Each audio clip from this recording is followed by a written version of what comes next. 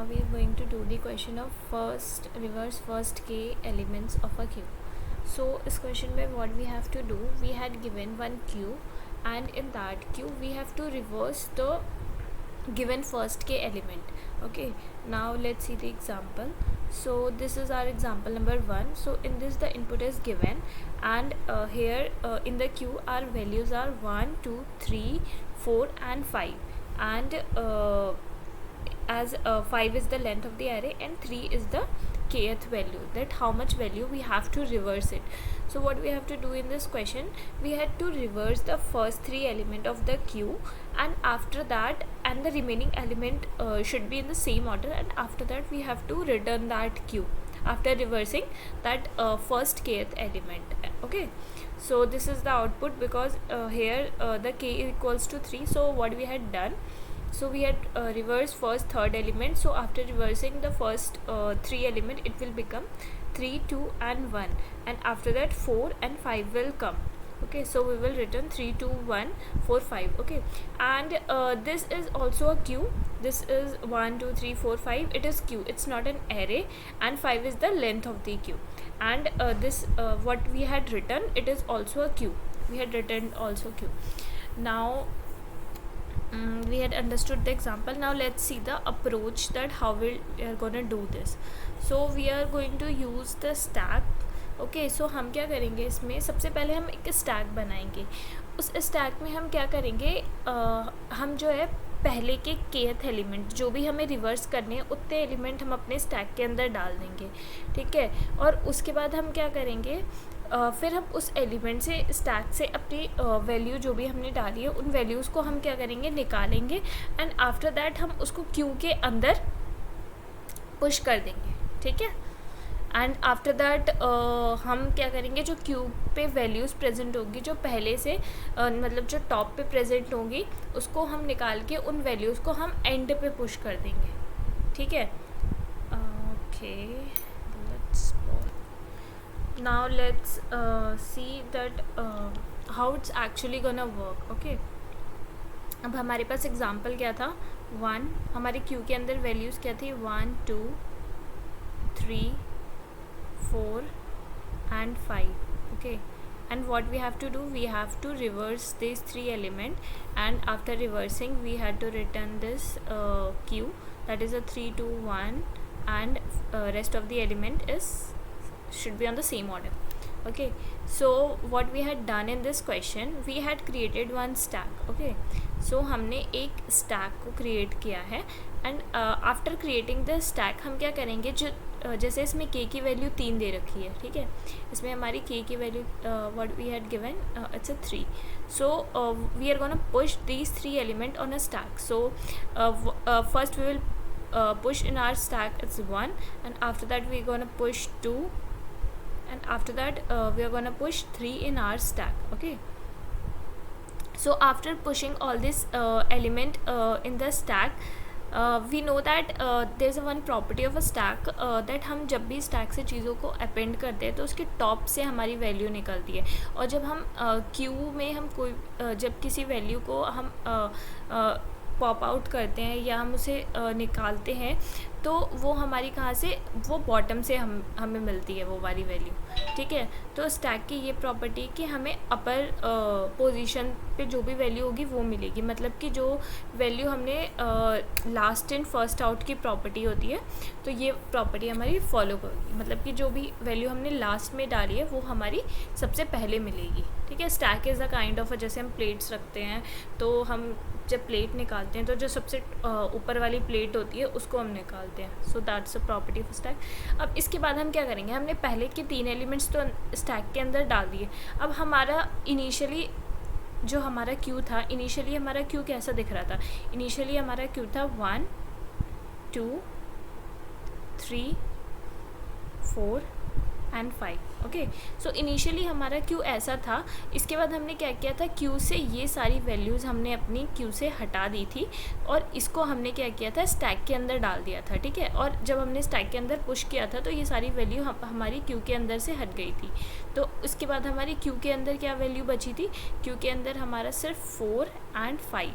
ठीक है, क्यू के अंदर हमारा 4 और 5 बचा था और आफ्टर स्टैक के में पुश करने के बाद, क्योंकि स्टैक में 1 2 3 चला गया तो अब क्यू में 4 और 5 बचा था। अब हम क्या करेंगे, अब हम दोबारा से जो भी वैल्यूज़ हैं हमारी स्टैक में हमने अभी पुश की है, अब हम उन वैल्यू को दोबारा से अपनी क्यू में पुश करेंगे। ठीक है, अब हम क्या करेंगे, स्टैक से जितनी भी वैल्यूज़ हमने क्यू से निकाल के अपने स्टैक में डाली थी, अब हमें दोबारा अपने क्यू में डालने वाले हैं।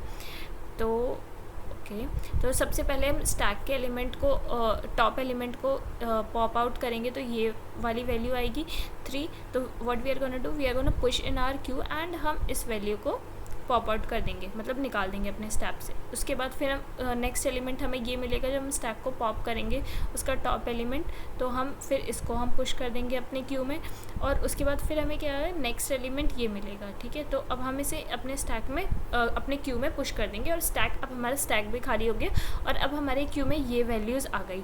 अब इसके बाद next step what we are gonna do, हम क्या करेंगे, जो ये हमारा क्यू है, जो हमारा क्यू है उसकी लेंथ माइनस के, ठीक है, जो भी क्यू की टोटल लेंथ है और माइनस के, ठीक है,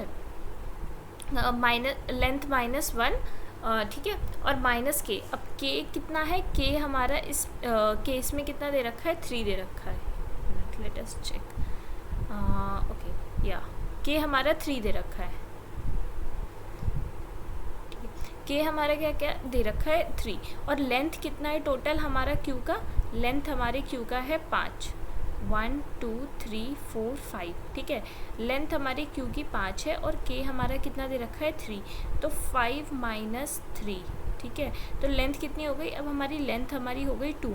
तो हम क्या करेंगे, अपने क्यू से ये 2 एलिमेंट अपने क्यू से क्या करेंगे, पॉप आउट करेंगे, और जैसे ही हम पॉप कर रहे होंगे और उसी टाइम हम अपने क्यू, उसी क्यू के अंदर इन एलिमेंट को पुश कर देंगे, क्योंकि हमें पता है कि क्यू के अंदर हम जब पुश करते हैं तो कोई भी एलिमेंट हमारा टॉप पे जाएगा।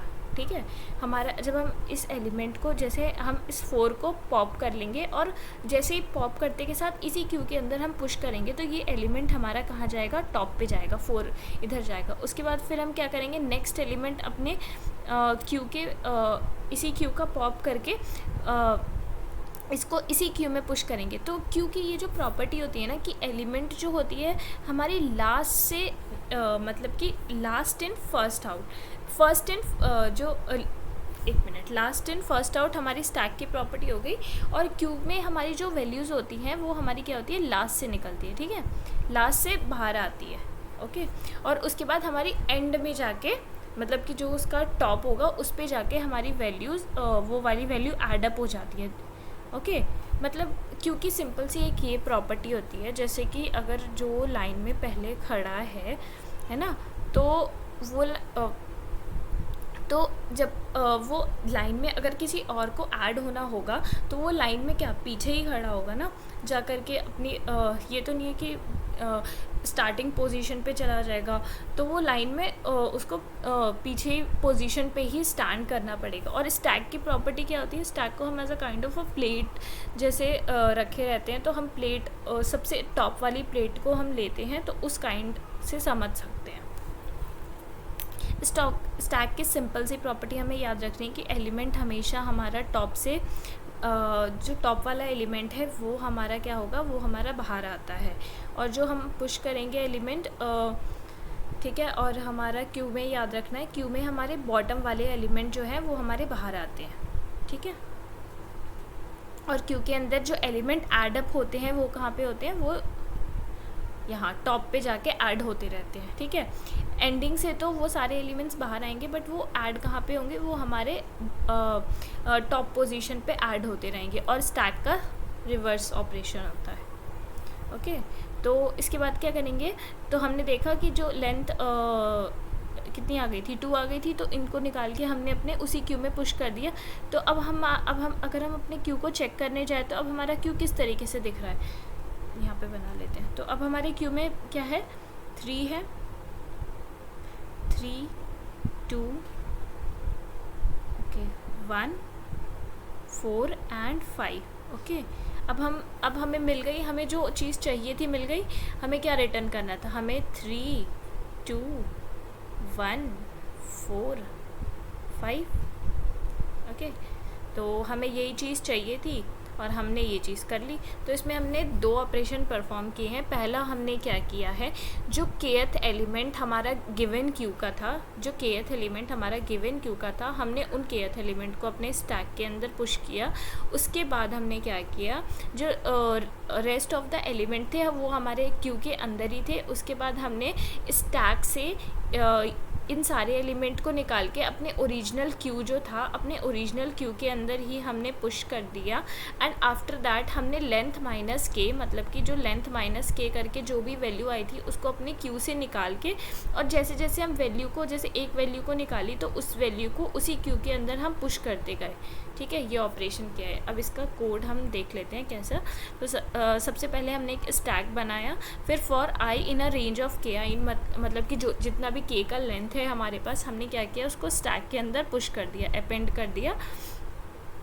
उसके बाद फिर हमने क्या किया, वाइल स्टैक, मतलब कि जब तक स्टैक की लेंथ थी, जैसे हमने इसमें देखा था कि जब तक स्टैक की लेंथ थी उसके बाद अपने क्यू के अंदर पुश कर दो उन वैल्यूज़ को। ठीक है, हमने क्या किया, Q dot append S dot stack dot pop, अपने क्यू के अंदर जो भी स्टैक की टॉप वैल्यूज़ थी उसको प्रिंट कर दी। फिर हमने लास्ट ऑपरेशन क्या किया था, हमने लेंथ माइनस के वाली जो चीज़ की थी, लेंथ माइनस के को हटा करके जो भी वैल्यूज़ है उसको अब दोबारा से ही उसी क्यू डॉट पॉप 0 मतलब कि उस क्यू से निकाल लो, और क्यू डॉट अपेंड मतलब कि उसी क्यू में जाके पुश कर दो।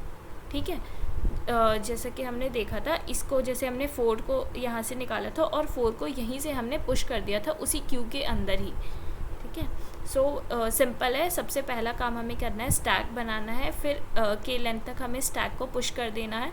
फिर जब तक हमारा स्टैक है तो हमें इसमें अपने क्यू के अंदर उस स्टैक की वैल्यूज़ को निकाल के, जो भी हमने स्टैक के अंदर पुश करी थी के लेंथ तक की, उसको अपने क्यू के अंदर पुश कर देना है। एंड आफ्टर दैट जो भी हमारा लेंथ माइनस के वाली जो वैल्यू जो हमारी बॉटम पे होगी, उन बॉटम वाली वैल्यूज़ को निकाल करके हमें क्या करना है, उसी क्यू के अंदर हमें पुश कर देना है ताकि वो हमारी टॉप पे वैल्यूज़ आ जाए। ठीक है, और एंड में रिटर्न क्यू कर देना है। Let's submit this. चलो सबमिट हो रहा है।